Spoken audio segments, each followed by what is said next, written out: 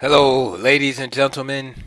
We are going to look at a game today from the Student Olympiad from 1962 between Grandmaster Edward Gulfeld with the white pieces and Grandmaster Lubomir Kavalek with the black pieces. This is a classic, so fasten your seat belts.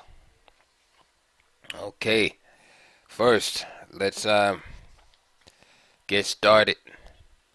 Again, Gufeld has the white pieces, Kavalek the black pieces. Game started out E4, E5 from Kavalek, Knight F3, Knight C6, all is normal. Bishop B5, Rui Lopez, and now we see Bishop C5. Um, and these are like early continuations in the Rui Lopez, which pretty much predate the move A6, which was attributed to Morphy. In the early days of the Rui Lopez, you saw moves like that, which we again see today. Berlin Gambit, Berlin Defense, and Bishop C5, which can also it can actually transpose into the Berlin Defense. It was later play, became a little more sophisticated. In general, you started seeing these lines with A6. All right, so just food for thought there. So Bishop C5. And now C3, one of the main ways of dealing with this idea is very simple to exploit the bishop's presence here, and also get a dual pawn center and a mobile pawn center. Now here, Kavalek plays this move F5. That's right, F5. And this is known as the Cordell Gambit. Now, some of you might be saying, "Wait a minute, isn't this the Schliemann Gambit?" Well, um, it's close, and we can call them cousins or brothers. Here's what the Schliemann looks like. After E4, Knight F3, Knight C6, Bishop B5. The Schliemann F5 is played right away, and both lines are very sharp. Um, And although the theory favors white, these lines are so sharp that they're difficult for white to deal with unless he is well prepared. Um, I would definitely recommend either one of these lines, um, because again, unless you're playing a computer, um, it's very difficult if you're black and you're kind of not like prepared for this stuff and you're playing uh, I'm sorry, if you're white and you're playing a black player who's well prepared, um, on these lines, it's very hard to just find, a clear advantage, right away over the board. So this is definitely a good try. Of course, if you're black, you have to know what you're doing because you can't lose very quickly. All right, Gufeld plays D4. F takes E4. And you see what I'm talking about already. It's very sharp. Knight G5. All right. Now, what's the modern approach? The modern approach now is just to play bishop takes C6 on move 6, D takes, and then just knight takes E5. Okay, and this is, and you can see the tempo on the bishop right here. And this is accepted to be better for white here.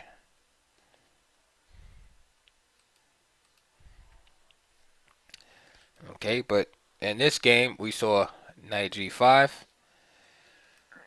Bishop B6, and then D5 from Gufeld. Okay, now Gufeld had played his last move with the idea that if the knight comes back to E7, then just simply knight E6, trapping the queen, and then black can. So that would be a nice way to end the end your game, right, with the nice queen trap. So this was Gufeld's idea with D5.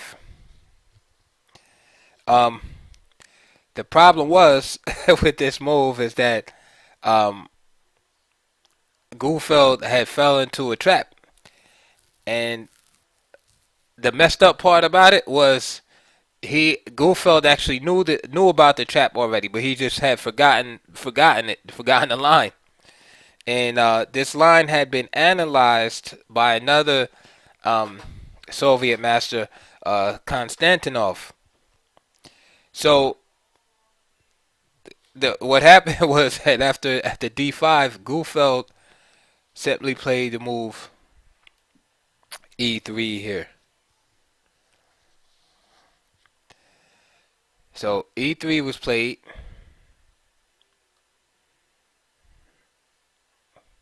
and of course you can see this is attacked right here because the E3 pawn blocks the action of this bishop in protection of this knight here. So knight E4 was played, and now we see black grab the initiative. Queen H4, right? Queen F3, and now knight F6 from Kavalek. Knight takes, G takes, then D takes C6. E takes F2 check, and King D1. Now this is a difficult situation right here. Do you go to D1 or F1? And this is what I'm talking about. Some of these lines are like super sharp. So yes, theoretically, white is supposed to be better and all of that, but I mean, if you get a player unprepared in this type of situation, I mean, he's on his own. He's not going to be able to find some slight theoretical advantage. And again, even the grandmaster, it's not hard to find your way. I mean, it's very hard to find your way, even as a grandmaster.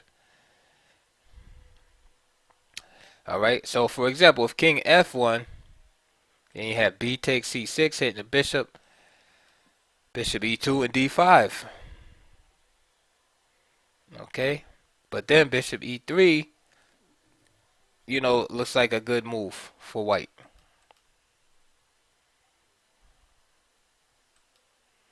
So instead of uh, B takes C6, maybe D takes C6, right? And this allows the bishop to come out, immediately, right? And then let's say if you try to get slick, again, these are little minefields in the position. So you figure, hey, I'm going to win this rook right here. Bishop takes C6, B takes, Queen takes, King E7, Queen takes A8, then you get mated, Queen C4. Okay, so that's just a sample of, there's a lot more, of course, that you can research on your own if interested, but that's just a sample of the mess that is this position right here. So Gufeld goes the other way. He plays King D1, and now D takes C6. And with the king here, it's kind of easy to make that choice. You have the tempo against the bishop. You free this bishop, right? Threatening here, and also you have a chance to bring the rook over. All right. So it doesn't even look like black is a piece down at this point.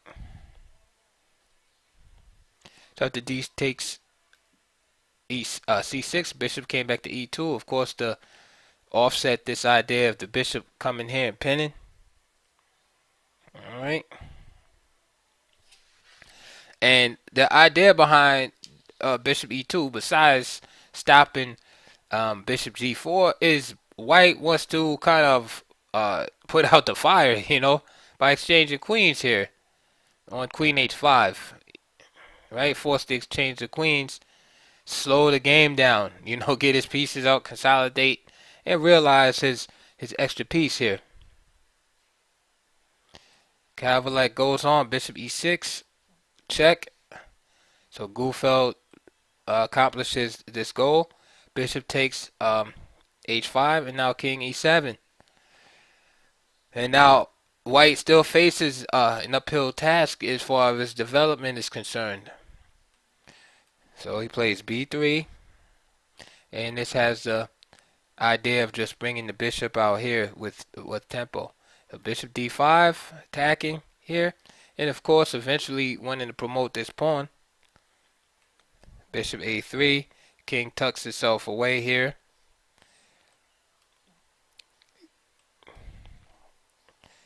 Okay. And now rook h, g8. Let's put in pressure here. This knight comes out. And bishop takes g2. So we see white consolidating somewhat.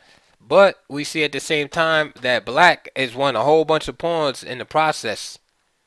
Okay. Black has all 8 pawns on the board. And that's a rare sight at move 21 in the position. Okay. So black has 4 pawns for the piece right now. Rook f1. Okay. Now white would like to play a move like king e2, connecting the rooks, getting close to this pawn right here. But after king e2, black can play f1 queen here. And then, you got this double check. So the knight can't capture, the rook can't capture, the king has to capture. And then the knight would fall. And this regains the piece that was sacrificed. Okay. So the king has to stay there. Now, rook f1, which is extremely passive for the rook. And again, 4 pawns for the piece, is definitely more than enough compensation. So I would say black is better here by a nice margin. So rook f1 is played, rook d8. Now king e2. And now, here's a quote from Gufeld. Okay, and again, my comments are interspersed with whose notes notes of John Nunn. And on king e2, he gives a nice quote from Gufeld, who's a good sport in this game. Again, Gufeld has the white pieces. And Gufeld says here, there are critical moments in a chess player's life when he is inspired. That is when brilliant masterpieces are born, recorded in the scanty lines of chess notation. It seems that my opponent had a moment of inspiration. And that's from Gufeld. And what he's talking about is Kavalek's next move. Is he plays rook takes d2, giving up the exchange here. And what black is trying to do is just simply keep this dark square bishop to help him move these pawns up the board.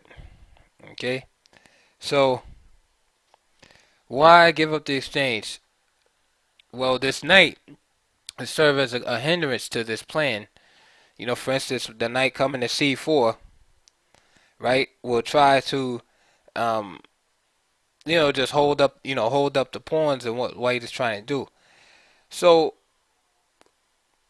even without this this idea, black is probably still winning by just playing e4. But he played this great move, rook takes d2, king takes d2, and now he played e4. And you can see without the knight, the bishop has a lot of control here, just to kind of push these pawns up. So king takes d2, e4. Okay.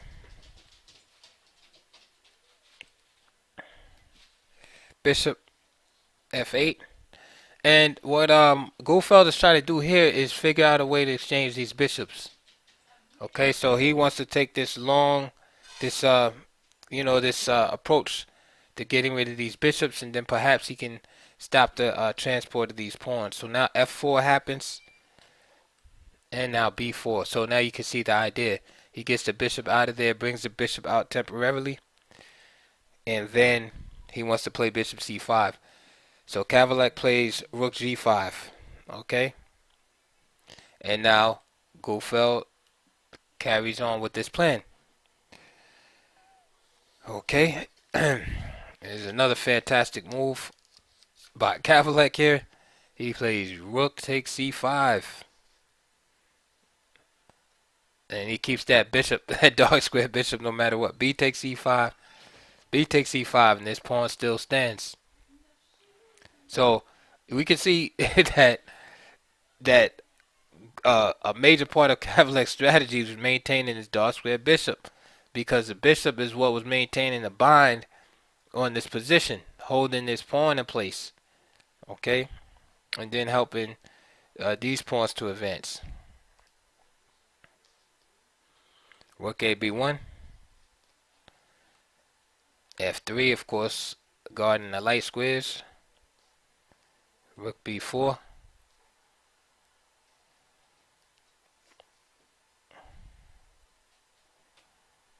And now, just simply king f5.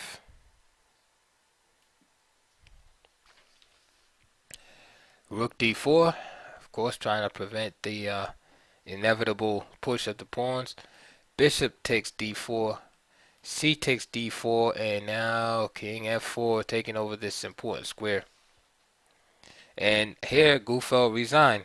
There's nothing that can be done about the advance of the pawn from here, e3, e2, and then on rook takes f2. Excuse me, yes, and then on rook takes f2, then simply e3 check, win for white. So that was just an absolutely fantastic game from Kavalek. Probably one of his most famous game. Probably his immortal game. Again, lesson from that game is one of them is try not to forget your analysis, because that's what happened when Gufeld played the move e3. Another one is how one piece can take control of the whole game, and we saw that with the black's dark square bishop. Okay, he put all his assets into that bishop. Basically, he put all his eggs into that one basket, and he sacrificed the exchange, whatever he had to do. Actually, two exchanges to keep that bishop, in the game. So, and then the final thing is just the fact that black still, at the end of the game, has all his pawns 32 moves later.